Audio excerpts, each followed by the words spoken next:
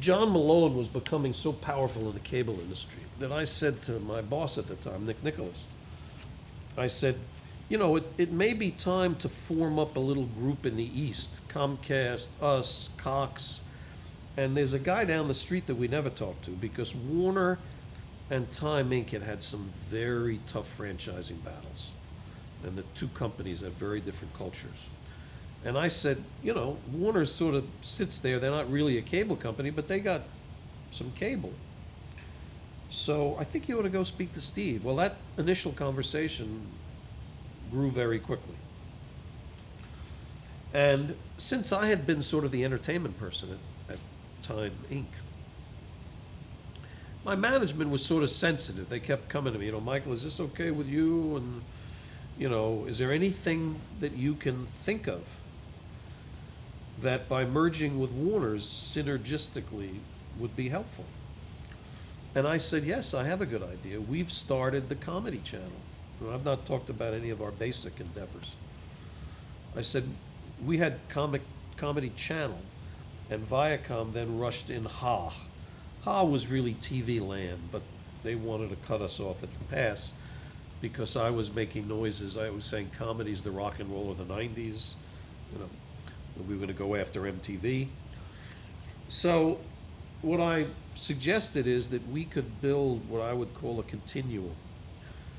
A basic cable comedy channel, HBO, which had every comedian, you know, we were working with, friendly with, whatever, and then get a little label at the studio.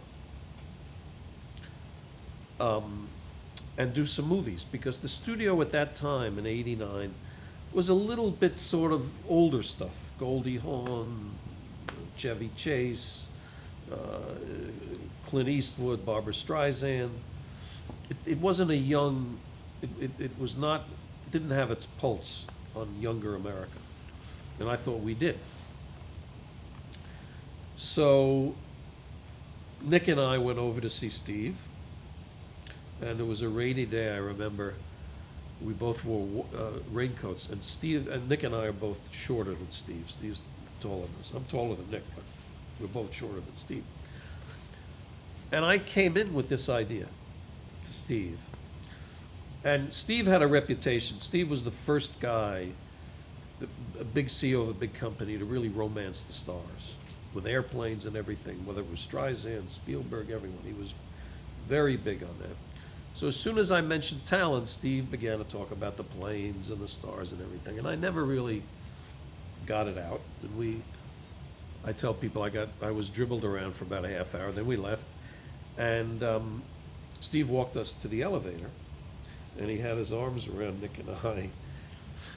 And as we walked, when the elevator door opened, as we walked in, Steve sort of said, now listen, the next time you guys are in the neighborhood or whatever, you know, come over, we'll chat again.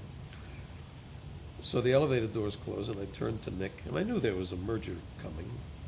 I said, does he know we live a block away? Anyway, what resulted from that is a famous dinner that's been written about, which was Nick and I, Steve, Bob Daly, and Terry Semmel. And I suggested this idea. Terry chose to respond quite vociferously, saying, you stay out of the studio, that's none of your business, you go do international pay. So that was that. We merged the comedy channels ultimately. That channel became more like Comedy Channel than Ha, but it was a difficult merger for a lot of us. You know, Warner's bought us the time. No, we bought Warner's. They cashed out, got filled up in stock options.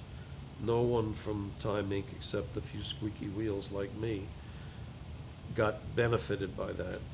And there was a lot of concern as to who would run who would run what, and you know, and there's been a lot written about my relationship with the studio, with Daly and Semmel. And the fact is that I was quite loyal to the corporation. I got along with all the divisions, the cable guys, the music guys, everyone. And the studio was held in a certain way um, when the game business, Atari, went down on Warner's years ago. The studio really saved the company. And I think Steve went to Bob Daly and said, listen, you're golden forever, you know. And Bob thought he was the greatest amongst equals. So there was always tension that way. We had tension with the pay TV licensing. And our parents didn't discipline, which I thought was a very big mistake. There were people like Barry Diller who disciplined, there were Rupert Murdoch disciplined, some that, you can't let that stuff go on.